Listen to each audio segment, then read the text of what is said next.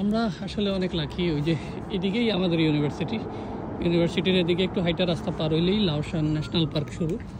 এই লাওসান national park এদিকে বিশাল area নিয়ে, এটা জিয়াংশু প্রভিন্সের সবচাইতে বড় এরিয়ার পাহাড়, যেটা আমাদের ভার্সিটির থেকে 1 কিলো দূরত্ব না। তো এই জায়গায় এইরকম এক্সপ্লোর করার মতো রাস্তাঘাট অভাব নাই, স্পট আছে প্রচুর ফেমাস। এটার ভিতরেই টেম্পল, লেক, হাবি যাবি, বাট ওইগুলো ছাড়াও প্রতিদিন এরকম নতুন একটা রাস্তা ঢুকলে নতুন জিনিস পাওয়া যায়। তো এখন তো গরমকাল আসতেছে, শীতে বের হইতে পারি নাই, আমরা নিয়ত করছি রেগুলার বাইক নিয়ে হোক হাইটা হোক নতুন রোডগুলোতে ঢুকবো, ঢুকা মাথায় যতটুকু যাওয়া যায় কি স্পট আছে দেখবো, যে কি সুন্দর ফার্মিং করতেছে। আর এই ডগও পিচ্ছি কিউট।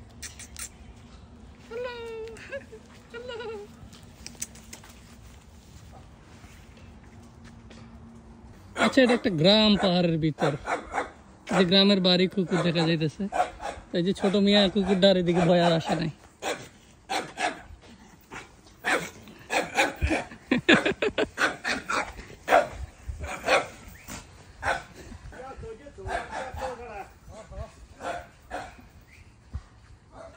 আরেকটা যেভাবে দাঁড়ায় আছে, ডরোগে তো পাকড়েগে, ডরোগে নেই।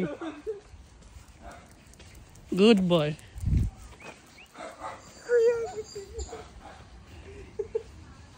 दिस इज विलेज, ये गांव है।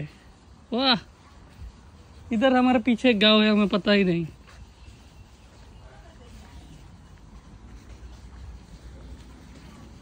ये बाल कटाने की जगह, बाल कटाएगा मेरे, काटेगा। এই যে লাওসান পাহাড়ের এই সাইডটা একটা অংশ, এমন কিলোর পরে কিলো বিশাল এরিয়া নিয়ে পাহাড়ের বিভিন্ন সাইড। আমাদের দিকে যেমন বান্দরবনে পাহাড় থাকে, বাট এত না, বান্দরবনের তো পুরাটা একটা জেলা, কিন্তু দেখা গেছে এইটা আমাদের ক্যাম্পাসের পিছনে মোটামুটি বড় এরিয়াতে অনেক স্পট আর জায়গা।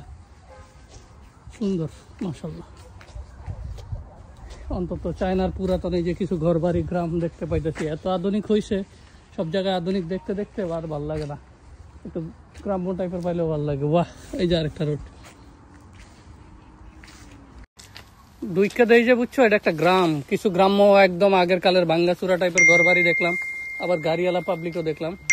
এদিকে মাথা এসে আবার এদিকে একটা রাস্তা সুন্দর।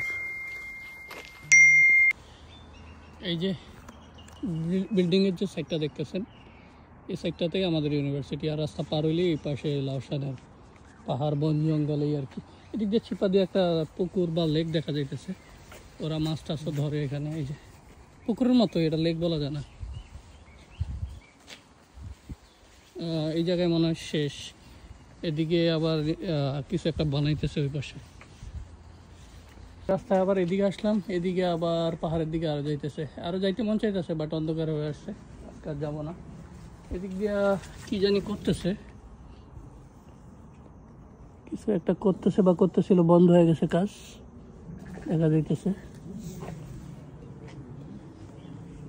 এইদিকে মাথায় যাওয়ার পর দেখি এদিকে আরো রোড আছে, বাট অন্ধকার হয়ে আসতেছে, এই কারণে আর আগাইতেছি না। যাইতেই মন চাইতেছে বারবার, কিন্তু অন্ধকারে দেখা যাবে না, এই কারণে ব্যাক করতেছি। এদিকে হয়তো গাড়ি নিয়ে আইসা দেখবো শেষ কতটুকু যাওয়া যায়।